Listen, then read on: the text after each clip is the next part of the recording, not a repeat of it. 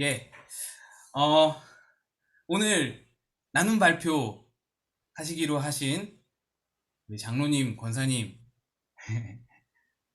준비되셨죠? 하실 수 있으시죠? 네.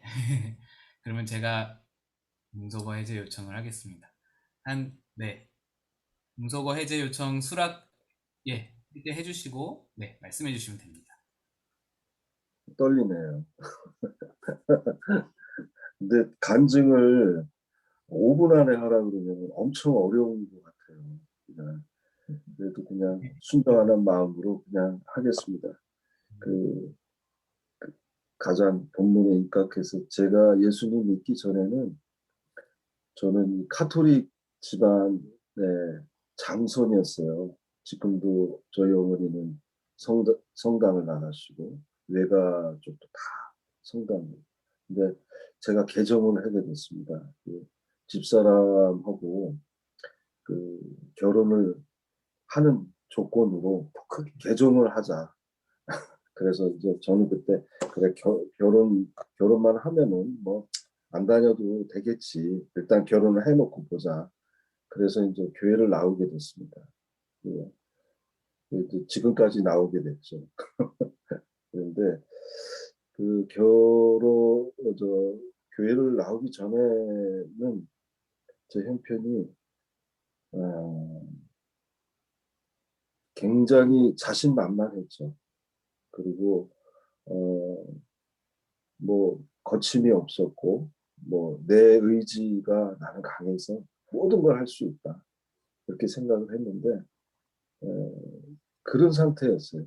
굉장히 교만하고 좋게 보면 패기왕성하고 의지가 강하고 어, 성취욕이 강하고 그러다가 제가 이제 교회를 집사람에 이끌려 치마폭에 이끌려서 나오고도 그냥 왔다리 갔다리였죠. 그냥 가정의 평화를 위해서 안 나가면 싸우니까 그냥 가정의 평화를 위해서 그냥 교회만 이렇게 다녔어요. 몇 년을 결혼하고 그러다가 1997년 모두가 다 어려울 때였죠. IMF 때 어, 다 어려울 때 저한테 엄청난 시련이 왔어요.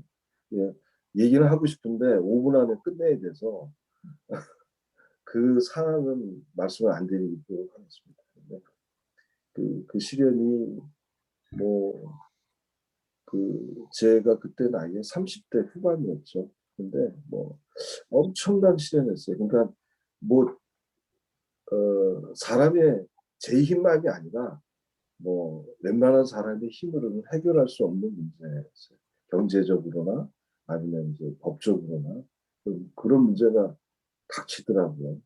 그래서 저는 어린 나이에도 물론 나이에 비해서 아버지가 일찍 돌아가신 바람에 많이 겪었는데 이거는 그러니까 약하게 겪다 보니까 더 교만해지더라고요. 한 번에 꺾여야 되는데 근데 이 상황이 닥치니까 그냥 주저앉게 되더라고요. 하나님을 찾을 수밖에 없는 상황. 그때 전에는 교회를 다녀도 하나님 찾지를 않았어요. 그냥 그랬는데 그때는 그냥 뭐 제가 기도하는 방법도 몰랐고 그냥 하나님 살려주세요, 도와주세요. 그 기도만 했어요. 근데 하나님께서 그냥 멋지게 해결을 진짜 의외의 방법으로 의외의 사람을 보내주셔서 의외의 방법으로 클리어하게 해결을 해주. 그리고 나니까 하나님을 안 믿으면 죄가 될것 같아요. 그때부터 이제 열심히 믿자. 그래서 성가대도 하고 열심히 하다가 하다가 이제 여기까지 흘러왔는데 그게 또 사람이 되는 게 또 고순간을 모면하면은 또 안주하게 되고 또 하나님 또 멀어지려고 또 튕겨 나가게 되고 또 잘 나가서 사업도 잘 되고 했는데 또 한 번에 또 제대로 된 또 시련을 주시죠. 그러고 나니까 지금은 두 번을 그러고 나니까 제가 이제 예수님을 부족하지만 믿고 있고 그래서 그 다음에 제 변화는 그런 것 같아요. 네. 내 주님이 아니면은 내 힘으로는 할 수 있는 게 아무것도 없다. 그리고 주님이 아니면은 나보다 잘난 사람이 너무도 많고 내가 제일 못난 것 같다는 마음을 주시고, 그다음에 주님이 없으면은 지금 이 자리에 우리 가정이, 이런 행복한 가정이 도저히 있을 수가 없다. 그걸 고백하기, 입으로 고백하게 되고, 또 앞으로도 주님께서 항상 언제나 저를 지켜주실 것이고, 이 가족을 지켜주실 것이고, 든든하고. 뭐야. 예. 죄송합니다. 배터리가 부족하다고 나와서. 예, 예. 그래서 앞으로도 그러실 주님은 확신하게 된다. 그럴까요? 그게 제 안에 일어난 변화입니다. 그냥 간단히 여기까지만 하겠습니다. 박수. 네. 아유, 장로님 너무 은혜가 되네요. 아이, 공교수 권사님은 특별히 하신 말씀 없으세요? 저는 뭐 김장로가 지금 고백을 한 것처럼 저도 뭐 간증을 하려면 지금 이제 있지만 대표로 하는 걸로 알고 있어가지고 저는 네. 준비한 게 없어요. 네. 네.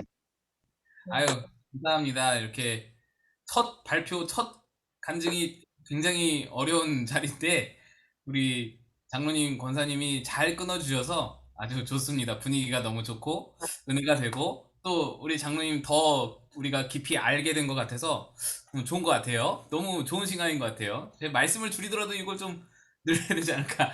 다음 가 누구시죠? 다음은 누구시죠?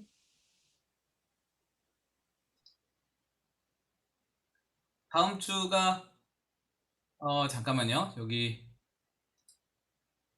송무님, 지금 음소거가 해제가 안 됐어요. 다음 네. 주는 김세윤 집사님이신데 네. 아마 이쪽 일이 좀 약간 늦게 끝나시는 때가 좀 있는 것 같아요, 요즘에. 그래서 우선은 저기 김세윤 집사님 말고 김재국 장로님, 3번이 김재국 장로님이신데요. 네. 김재국 장로님으로 좀 하고 김세윤 집사님은 다음번에 가능하신 날 이렇게 좀 해서 알겠습니다. 네. 부탁을 드려야 될 것 같아요. 장로님 네. 괜찮으신가 모르겠네요.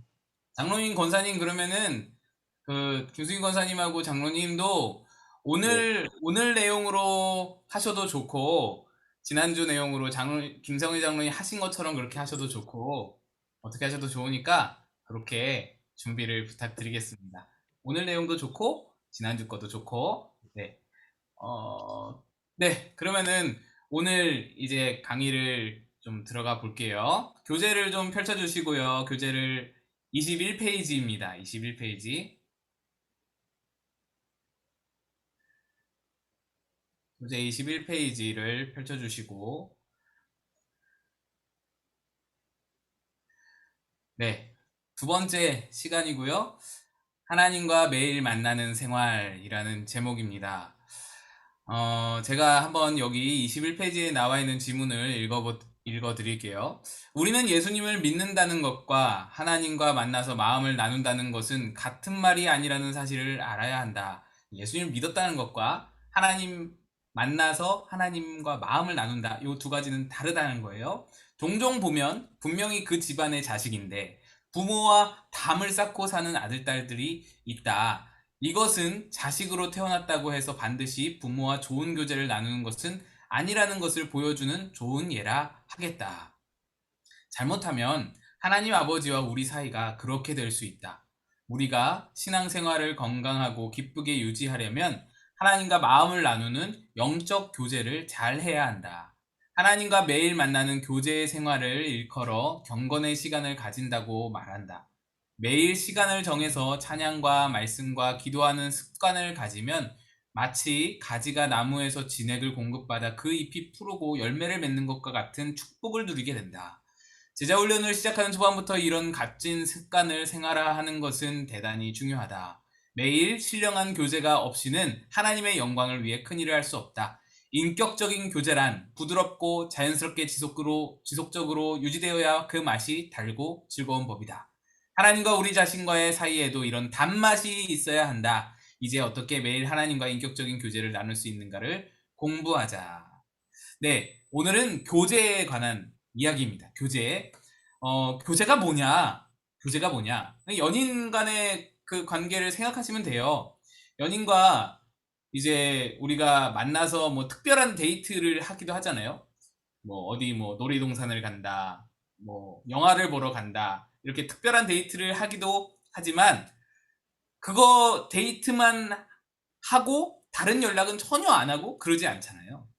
계속해서 카톡을 주고받고 전화를 계속하고, 저도 이제 아내랑 연애할 때 밤에 전화를 이렇게 붙들고 이렇게 누워서 계속 통화하면서 할 말도 없으면서 계속 그냥 통화하면서 누워 있었던 기억이 나거든요. 안 그러면 혼나고 막 그랬던 기억이 나는데, 그러니까 시간 나면은 전화하고 시간 나면 전화하고 시간 나면 카톡하고 뭐 이랬던, 그러지 않으면 혼나고, 이제 지금은 이제 결혼하고 시간이 지나면은 서로 이제 대면 해지지만 그때는 그러잖아요. 그때는.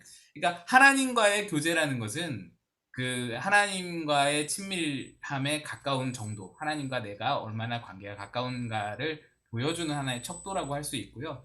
또 구체적으로 그럼 교제가 뭐냐?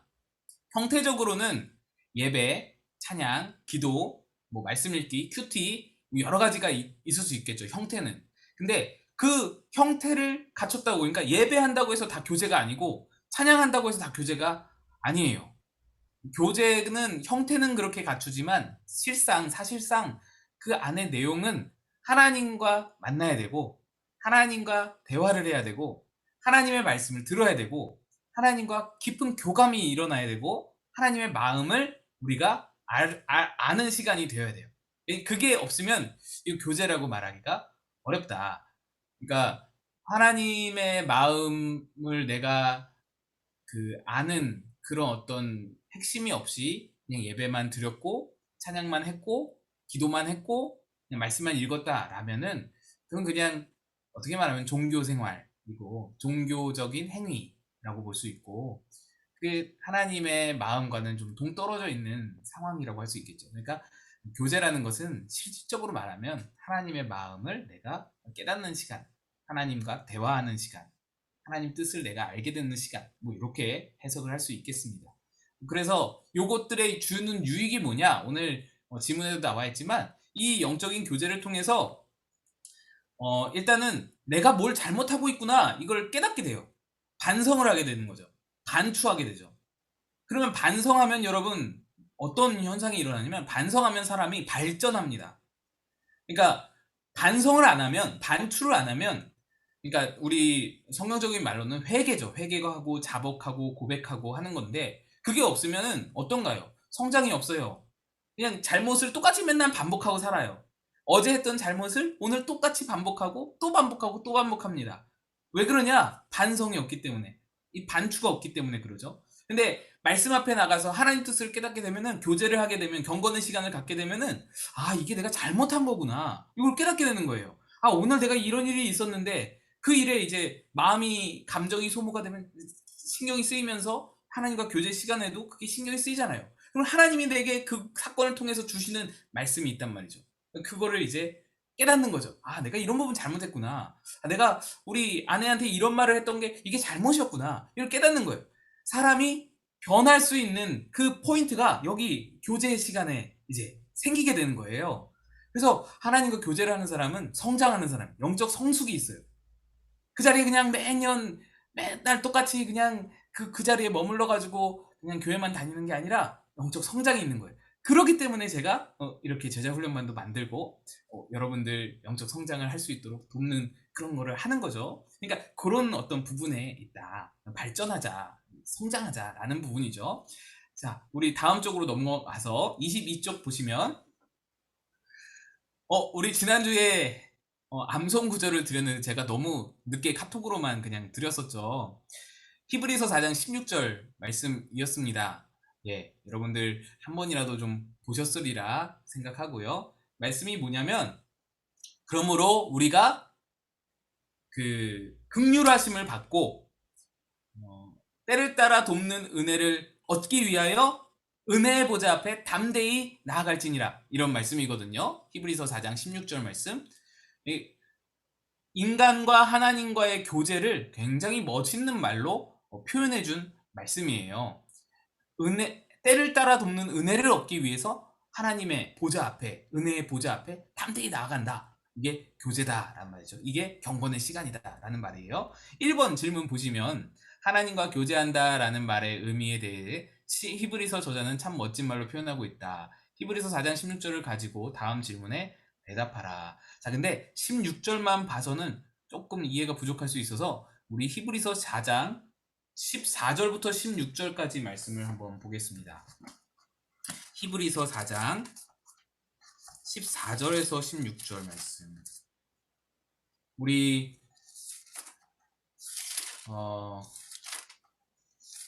최미성 원사님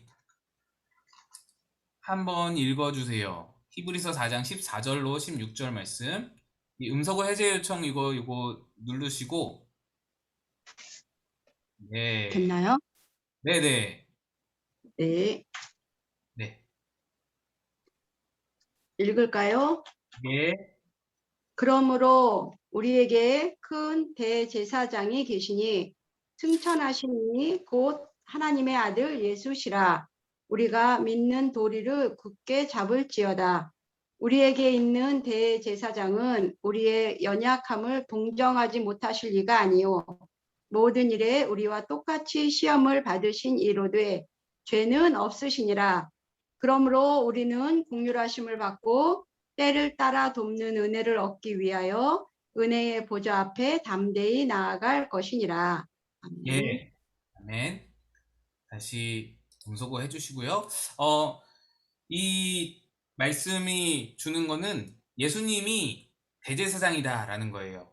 구약의 대제사장은 백성들의 죄를 대신 이렇게 씻어주는, 그러니까 대제사장이 씻어주는 게 아니라 하나님 앞에 그 죄를 대신 가져가서 씻어주는 제사를 제사장이 드렸죠. 그래서 지금 천주교에서 하는 고해성사 같은 것도 비슷한 개념이에요. 신부가 하나님과 신도 사이에 있어서 이렇게 하는 거예요. 그러니까 요게 잘못됐다고 하는 게 뭐냐면은 우리에게는 대제사장이 예수님이 계세요. 우리의 대제사장은 예수님이세요. 그래서 우리의 죄는 예수님이 해결하시는 거예요. 예수님께 나아가서 예수님께 회개하고 예수님과 다이렉트로 연결되는 거예요. 그러니까 목사가에게 고해성사하실 필요 없는 거가 바로 그런 부분이죠. 또 교제도 예배도 마찬가지예요. 대제사장이 1년에 한 번 대속죄일에 지성소로 한 번 들어갔어요. 한 번. 지성소는 하나님의 현존 앞이거든요. 그런 의미를 상징을 갖는데 거기에 한 번 갔어요. 1년에 한 번. 대제사장이. 근데 그 모든 백성들의 어떤 고백을, 백성들의 어떤 하나님을 향한 경배를 가지고 백성의 대표로 가서 하나님을 배웠고 하나님의 음성을 듣고 그 다음에 백성들에게 또 전화해주고 그런 게 대제사장인데, 예수님이 대제사장 되면서 좋아진 게 뭐냐면 1년에 한 번이 아니에요. 이제는 수시로 마음대로 예수님께 교제할 수 있고 하나님과 교제할 수 있는 길이 열렸다라는 거예요. 그래서 1번 보시면은 지문에 언제 교제가 필요한가? 이 언제라는 말은 제 생각에는 히브리서 4장 16절에 때를 따라라는 말 때문에 언제 교제가 필요한가 이렇게 쓰신 것 같은데 이거는 조금 해석이 잘못된 것 같아요. 때를 따라는 돕는 은혜를 수식하는 거예요. 그러니까 때를 따라 돕는 은혜예요. 때를 따라 돕는 은혜. 때를 따라서 돕는 은혜를 얻기 위하여 이게 아니라 때를 따라 돕는 은혜예요. 그러니까 언제 교제가 필요한가라고 물으신다면, 굳이 물은다면 항상이에요. 무시로, 수시로, 기회가 있을 때든 언제든 그렇게 교제를 해야 된다. 교제를 하는 목적이 무엇인가? 2번 있죠. 2번. 이 말씀 히브리서 4장 16절 말씀만 보면은 이렇게 돼 있어요. 때를 따라 돕는 은혜를 얻기 위하여. 그죠? 그 앞에 긍휼히 여김을 받고라고도 돼 있는데, 긍휼히 여김을 받는 거는 교제를 하는 목적이 아니에요. 교제를 통해 긍휼히 여김을 받는 게 아니에요. 긍휼히 여김은 언제 받았어요? 이미 받았어요. 우리가 긍휼히 여기심은 이미 받은 거예요. 그 앞절에 나와 있죠. 15절에 보면은 예수님이 우리를 동정하지 못할 뿐이 아니래요. 동정하지 못할 뿐이 아니라 이 말이 뭐예요? 예수님이 우리의 연약한 육신을 이미 경험하셨어요. 다 경험하셨어. 우리가 시험 당하는 거, 우리가 죄 짓는 거, 우리가 피곤한 거 이미 예수님이 다 경험하셨어. 그래서 긍휼히 여김을 받는 거는 예수님이 이미 우리를 긍휼히 여기고 계세요. 이미 우리를 동정하고 계세요. 그 말이에요. 근데 때를 따라 돕는 은혜는 언제 얻냐? 바로 은혜의 보좌 앞에 나갈 때 얻는 거예요. 히브리서 4장 16절이 그걸 말하는 거예요. 그러니까 교제라는 목적, 하나님께 나아가는 목적은 바로 때를 따라 돕는 은혜를 얻기 위해.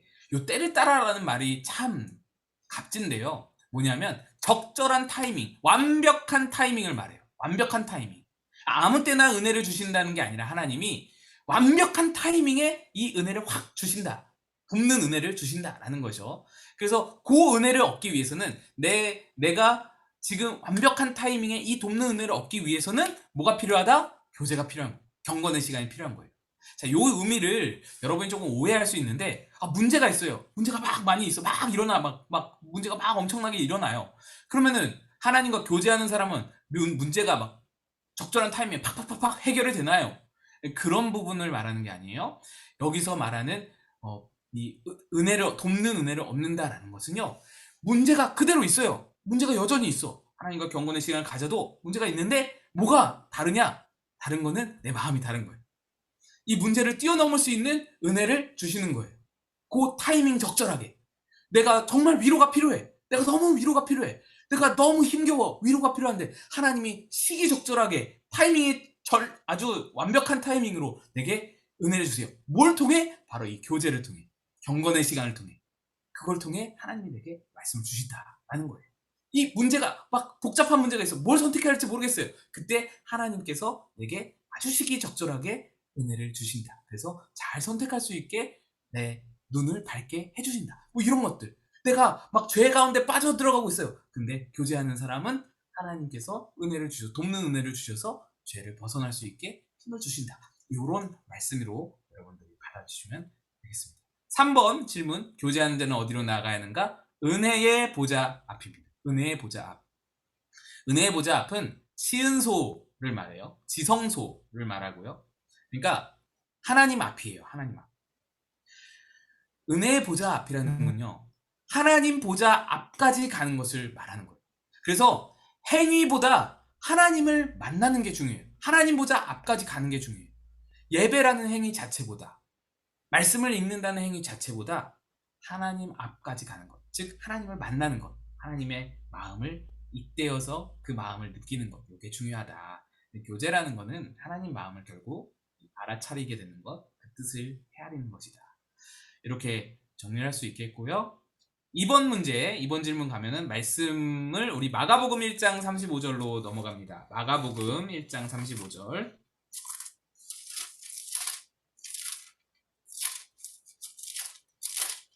마가복음 1장 35절 말씀. 우리 이 말씀은 다 같이 한번 읽어볼게요. 음소거는 그대로 놔주시고 다 같이 시작.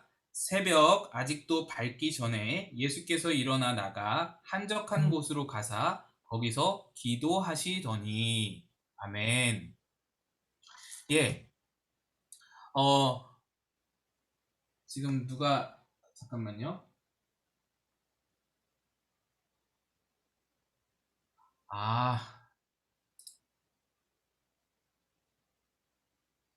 박 집사님 어서 오세요. 죄송합니다. 제가 늦게 와서. 박 집사님 죄송합니다. 예, 박 집사님 잘 들어오셨죠? 네, 오신 것 같아요.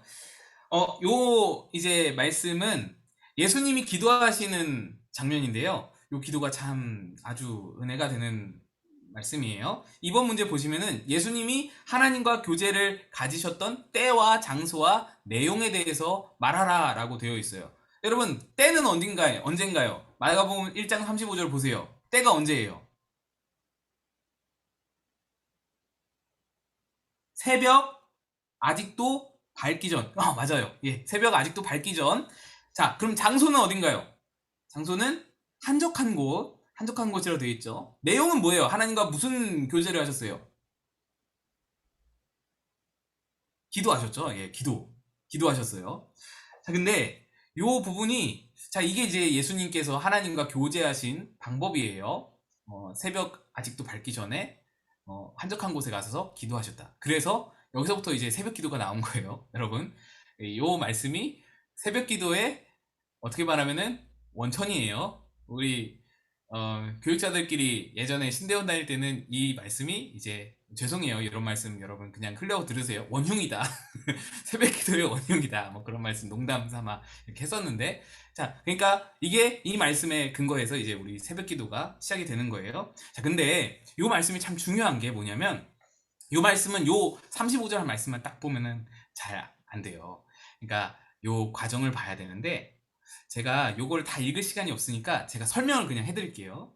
예수님이 안식일이었어요. 안식일에 그때 당시 예수님은 안식일에 회당을 가셨어요. 유대인들이 모이는 회당. 거기 가서서 회당에서는 이제 서기관이나 랍비가 이렇게 성경 구절 가지고 말씀을 해석하고 율법을 해석하고 그런 어떤 시간을 가졌는데 안식일에 예수님이 들어가셔서는 거기서 말씀을 해석해 주시고 말씀을 하신 거예요. 설교를 하신 거예요. 근데 그날 그 안식일에 회당에 귀신 들린 자가 있었어요. 그래서 예수님이 안식일에 그 귀신 들린 자를 고쳐주셨어요. 뭐 안식일에 고쳐주신 것도 문제가 되지만 아무튼 그 고쳐주신 것 자체가 굉장히 굉장히 큰 이슈가 됐어요.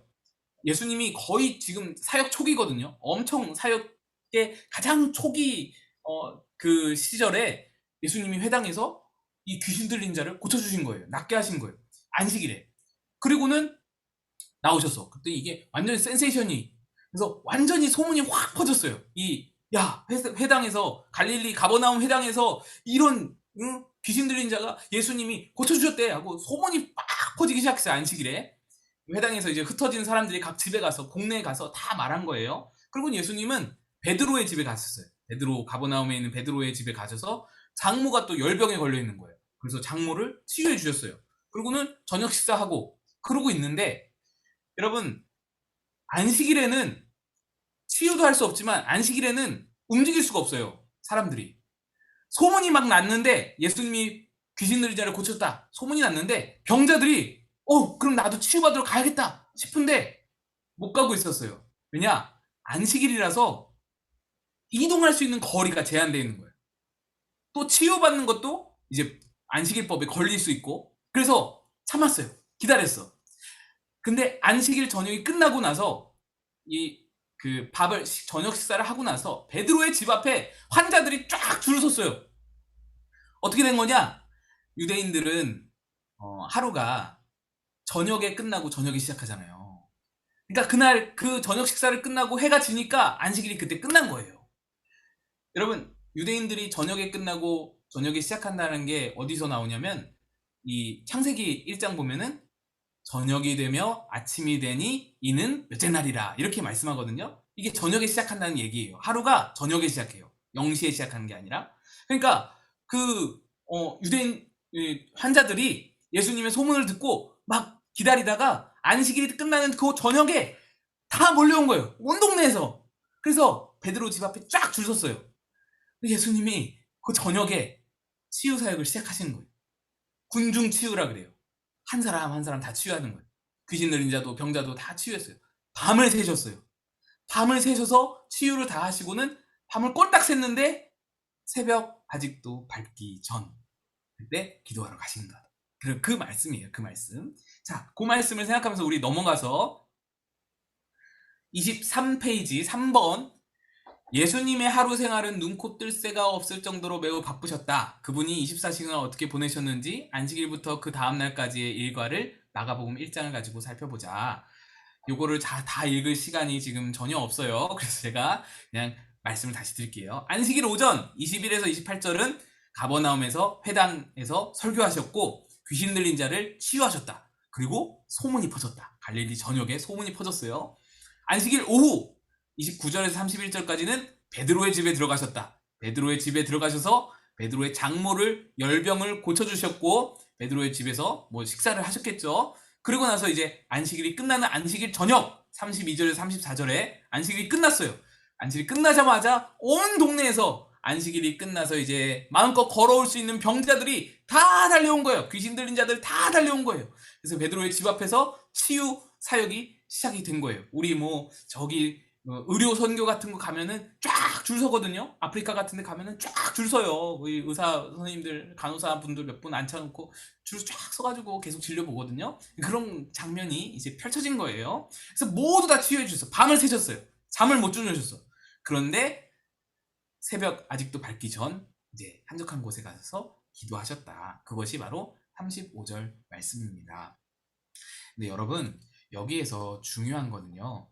이 지금 책 교재에서는 이렇게 예수님이 바쁜데 기도하셨다. 요걸 말하고자 하는 거예요. 근데 요것도 중요한데 또 중요한 게 뭐냐면 기도의 내용이에요. 무슨 내용일까? 예수님이 뭘 기도하셨을까? 예수님이 기도를 그렇게 필요로 하지 않지 않아요? 이렇게 바쁘고 힘들면 예수님이 하나님인데 뭔 기도가 필요해요? 근데 좀 주무실 법도 한데 예수님이 굳이 잠을 안 주무시고 기도하셨단 말이죠. 이 기도의 내용이 정확히 알 수는 없지만 놀라운 사실이 뭐냐면 지금 병자들 쭉 줄 세워서 군중 치유를 하셨어요. 여러 사람을 다 치유하셨어요. 근데 이런 치유 방법이 다시는 나오지가 않아요. 다시는 줄 세워서 군중 치유하지 않으세요. 그 다음부터는 어떻게 되냐면 한 사람씩 아주 중병을 가진 사람이 나와서 예수님께 치유받고 믿음을 고백하고 돌아가고 이런 식으로 사역이 전개가 돼요. 이게 뭐냐면 군중 치유를 하다 보니까 이럴 거 아니에요. 여러분 우리도 똑같아요. 아우 저 허리 디스크 있어요. 허리 좀 낫게. 허리 디스크가 뭐 가벼운 병이라는 게 아니라 저 감기 걸렸어요. 감기 몸살 좀 낫게 해주세요. 편두통 좀 어떻게 좀 이럴 거 아니에요. 이 그때 당시 의료 시스템이 뭐 의사가 뭐 병원이 없잖아요. 그러니까 다 몰려요. 다. 예수님이 뭐가 중요하고 뭐가 우선인지를 이때 정하신 것 같아요. 근데 뭐를 통해서 정하셨냐? 기도를 통해. 기도하시면서 하나님의 마음을 이제 보신 거죠. 하나님의 마음을 아신 거죠. 하나님의 뜻을 살피신 거죠. 더 중요한 게 무엇인가? 더 우선되는 사역이 무엇인가? 여기서 정하신 거예요. 그래서 그 뒤로는 군중 치유를 안 하시고 말씀에 집중하세요. 군중을 모으시면 무조건 말씀하세요. 무조건 말씀 전파가 먼저예요. 그리고 뭐 한두 사람 이렇게 중병을 가진 사람들을 치유하시면서 예수님의 표적을 드러내시고 이런 식으로 사역이 전개가 되는 거예요. 그러니까 하나님의 뜻을 아는 방편으로 교재가 사용되었다. 내 사역의 방향을 결정하는 그 방안으로 이 하나님과의 시간, 교제의 시간이 사용되었다. 이게 중요하다. 넘어가셔서 4번 질문 보시면 예수님이 그토록 분주한 나날을 보내시면서도 아침 일찍 하나님과 만나는 경건의 시간을 빠뜨리지 않으셨다라는 것을 사실을 보고 당신은 무엇을 느끼는가? 네. 여러분 바빠서 시간이 없어서 못해요. 성경 못 읽어요. 바빠서 아우 너무 바빴어요. 시간이 없었어요. 이제 우리의 말들이 여러분 가끔 그러세요. 목사님 죄송해요. 아우 제가 기도를 못했어요. 제가 성경을 못 봤어요. 저한테 죄송할 거 없어요. 저한테 왜 죄송해요? 저한테 죄송할 거 전혀 없어요. 근데 이제 예수님이 들으시면서 그런 마음이 있으시겠죠. 예수님 저 시간이 너무 없었어요. 바빴어요. 아 그러냐. 그래. 예수님 이렇게 들으시면서 예수님의 마음에 어떤 마음이 있을지. 예수님도 우리랑 똑같이 피곤하셨고 예수님도 우리랑 똑같이 연약하셨고 예수님도 똑같이 우리의 육체의 한계를 똑같이 가지고 계셨는데 예수님은 그걸 이기고 새벽에 밤새서 그 사역을 위해서 앞으로의 사역을 위해서 기도하셨는데 우리라고 못할 게 없다라는 것을 예수님이 알고 계시는 거예요. 예수님도 알고 계세요. 우리도 할 수 있다는 것을 알고 계세요.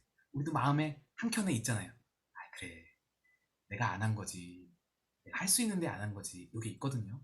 예수님도 그걸 다 알고 계신다. 예수님 앞에 우리가 솔직할 수 있어야 된다. 예, 그 마음 그거를 좀 느끼셨으면 좋겠고 5번부터 7번은 우리 나눔 질문이에요. 나눔 질문으로 할 거고 조금 있다가 나눔 질문으로 제가 드리도록 하겠습니다. 왜 우리가 경건의 시간을 꾸준히 갖지 못하는가 이 이유들을 한번 이렇게 살펴보는 시간 질문들이고요. 경건의 시간을 꾸준히 갖고 계신 분들은 나눔 시간에 나는 어떻게 경건의 시간을 갖고 있습니다. 이걸 나누는 시간으로 활용하셨으면 좋겠고요. 예, 역시 시간이 많이 없네요. 다음 질문에는 이제 말씀 8번 넘어가서 25페이지 8번 질문 보시면 하나님과 바른 교제를 나누기 원하면 반드시 기도를 해야 한다는 사실을 예수님으로부터 배울 수 있다. 당신은 매일 어떻게 기도를 하고 있는가? 뭐 기도는 정해진 게 없죠. 예수님이 그런데 정해진 게 없는데 예수님이 새벽에 기도하신 이유는 있는 거죠. 예, 새벽에 기도하신 이유가 있어요. 낮에는, 밤에는, 저녁에는 분주하잖아요. 그 방해 요소도 많고, 뭐 눈에 들어오는 것도 많고, 새벽에는 방해 요소가 없잖아요. 그래서 여러분 교제 시간으로 새벽 시간을 추천합니다. 새벽에 말씀 새벽 설교 들으시고 개인 기도 하시고 이런 생활이 뭔가 꾸준히 할 수 있는 데에는 참 좋은 것 같아요. 방해 없이. 네, 저도 이제 그렇게 하려고 노력을 하고 있는데 그래서 새벽에 새벽 기도 끝나고 개인 기도 하고 그다음에 말씀 보는 시간으로 가져서 집에 안 가고 사무실에서 말씀을 보려고 노력을 하는데요. 그래야 이제 또 설교를 할 수 있으니까. 아무튼 그 시간이 넘어가면 아무리 시간이 많아도 시간이 없어서가 아니라 많아도 안 되더라고요. 이제 뭐 연락도 오고 뭐 분주하잖아요. 볼 것도 많고 뭐 그러다 보니까 그런 것 같아요. 새벽 시간을 추천합니다. 다음은 이제 말씀 파트인데 시간이 없네요. 우리 말씀을 한번 읽어봅시다. 시편 119편 97절부터 102절 말씀. 시편 119편 97절부터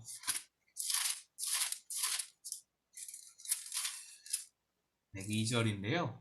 요걸 펴놓고, 펴놓으시고, 우리 성경 1번, 작은 1번 보시면 성경을 대하는 마음가짐은 어떠해야 되는가? 97절입니다. 제가 읽을게요. 시간이 없으니까. 내가 주의 법을 어찌 그리 사랑하는지요. 내가 그것을 종일 작은 소리로 읊조리나이다. 자, 말씀을 대하는 마음가짐이 어떤가? 사랑하면서 읊조린다라고 말씀하고 있죠. 읊조린다는 건 중얼중얼 암송하는 거예요. 여러분 중학교 때, 고등학교 때 좋아하는 가수 노래 막 이렇게 외운 적 있잖아요. 가사 막 외워가지고 따라 부르고 흥얼흥얼. 그것과 비슷한 거예요. 읊조린다. 말씀을 읊조린다. 이 말씀에 대한 어떤 그 사랑함이, 사모함이 있는 거죠. 그 마음가짐을 말하고요. 2번 성경을 읽고 배우는 태도는 어때야 하는가? 102절 119편 102절입니다. 주께서 나를 가르치셨으므로 내가 주의 규례들에서 떠나지 아니하였나이다. 여러분 요게 참 중요한데요. 요것만 아시고 넘어갑시다. 주의 말씀을 읽고 배우는 태도가 102절에 나와 있다는데 102절에 주께서 나를 가르치셨다라고 그랬어요. 가르치셨다. 말씀을 읽은 건데 이 지금 시편 119편의 화자는 말씀을 읽은 건데 주님께서 나를 가르치셨다라고 했어요. 이게 무슨 말이냐? 말씀을 읽는 것을 하나님께서 내게 직접 말씀하시는 걸로 여기는 거예요.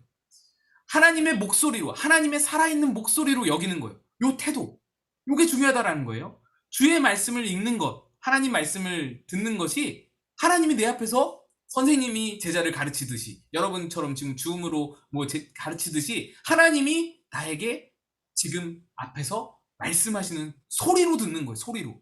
귀로 듣는 거예요. 눈으로 읽는 게 아니라 귀로 듣는 거예요.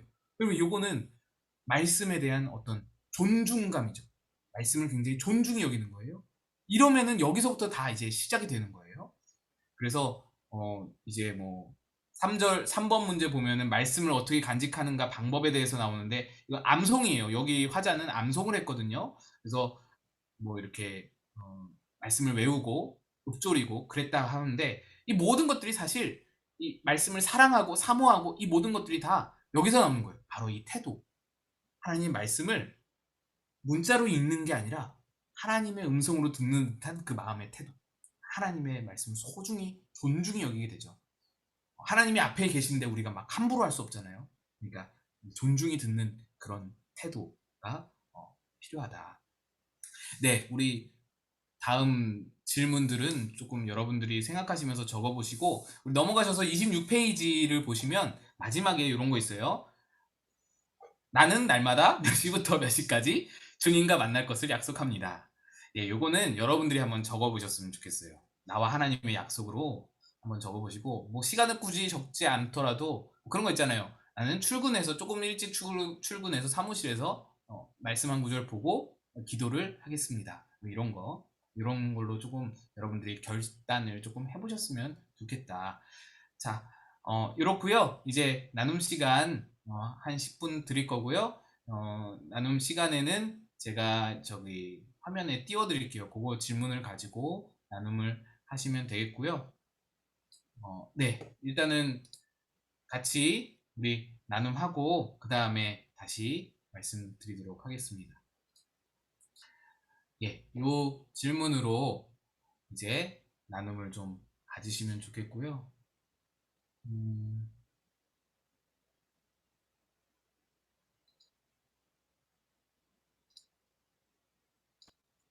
네, 지금부터 시작해 주시면 되겠습니다.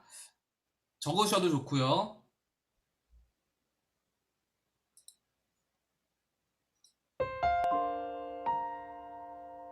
EBM도 준비했어요.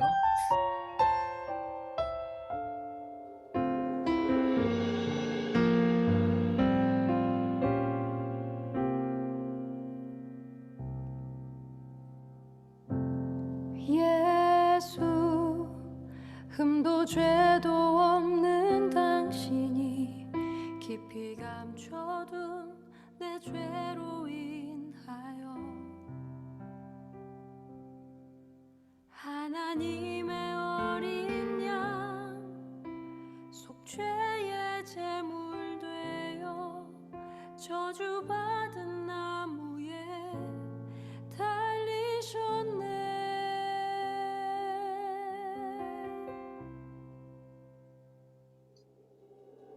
내가 예수를 당신을 부인했습니다. 내가 예수를 당신을 못 박았습니다.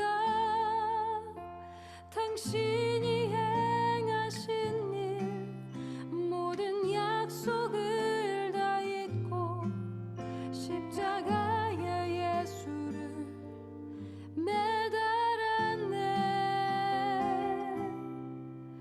내가 예수를 당신을 부인했습니다.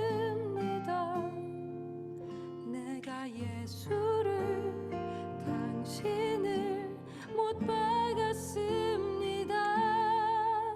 나의 모든 죄를 지고 아버지께 인도하시는 내가 예수를 못 박았습니다. 함께 고백합니다. 예수, 예수, 흠도 죄도 없는 당신이 깊이 감춰둔 내 죄로 인하여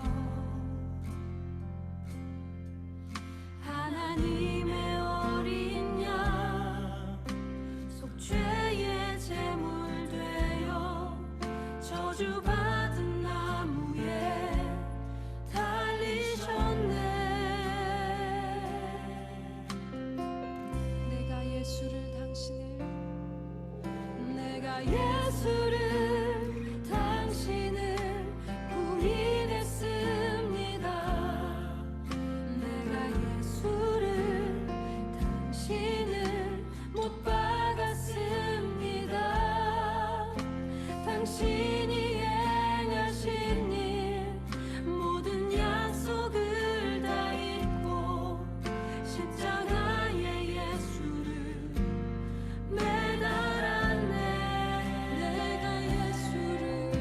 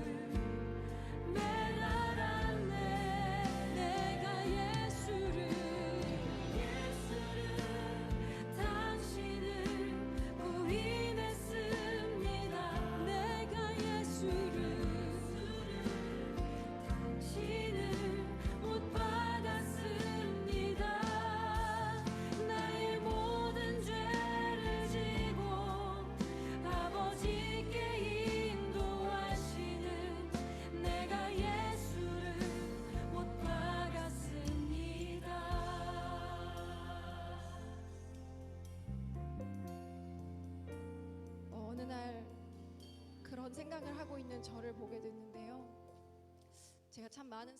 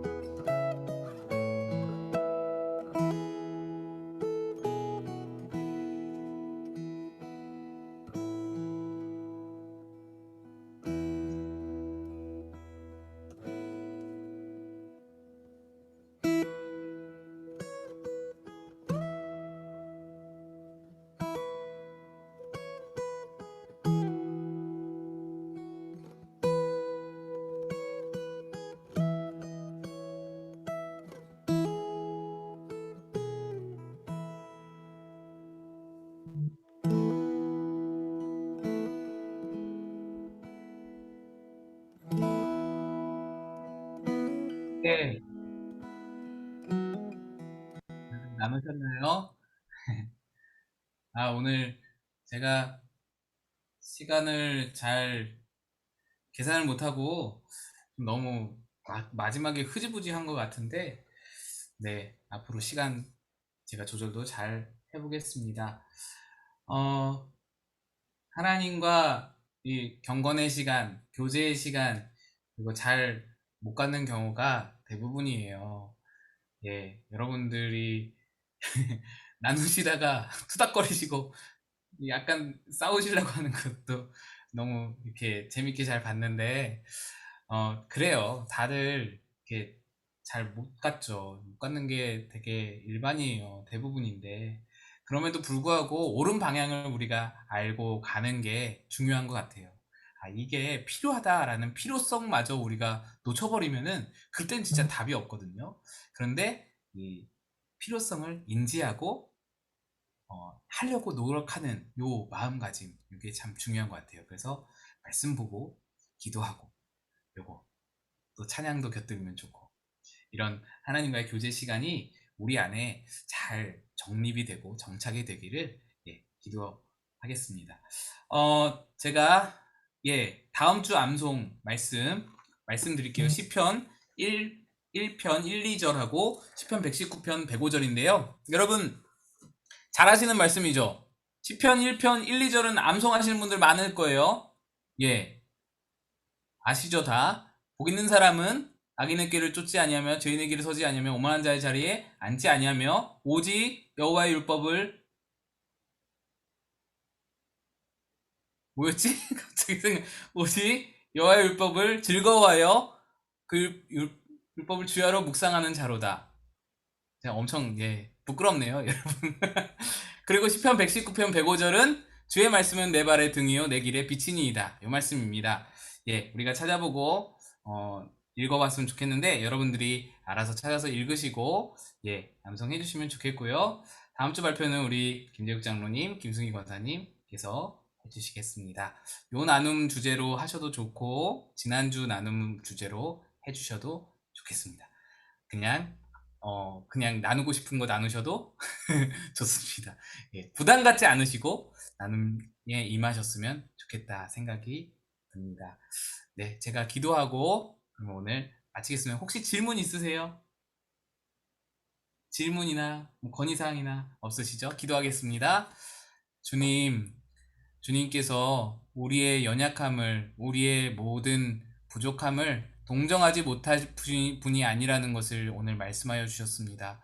우리의 연약함을 잘 아시는 주님, 오늘도 우리를 응원해 주시고, 우리를 기다려 주시고, 우리에게 믿음 더하여 주시고, 우리를 이끌어 주셔서 하루하루 지나면서 하나님 말씀을 내 안에 내면화하고, 그 말씀을 내 마음에 받아들이고, 하나님 뜻을 하루하루 알아가서 하루하루 반성하고 반추하며 성장해 나갈 수 있는, 자라갈 수 있는, 성숙할 수 있는 그런 우리 한 사람 한 사람 될 수 있도록 주여 축복하여 주시옵소서. 한 주간도 주님께서 지켜주시고 고난주간입니다. 하나님 아버지 은혜 안에 더 깊이 그 하나님 아버지의 은혜의 깊은 곳으로 들어갈 수 있는 우리들 다 되게 도와주시기 원하고 예수님의 이름으로 기도합니다. 아멘. 네, 여러분 감사합니다. 수고하셨습니다. 네, 제가 끌게요. 네, 다음에 만나요.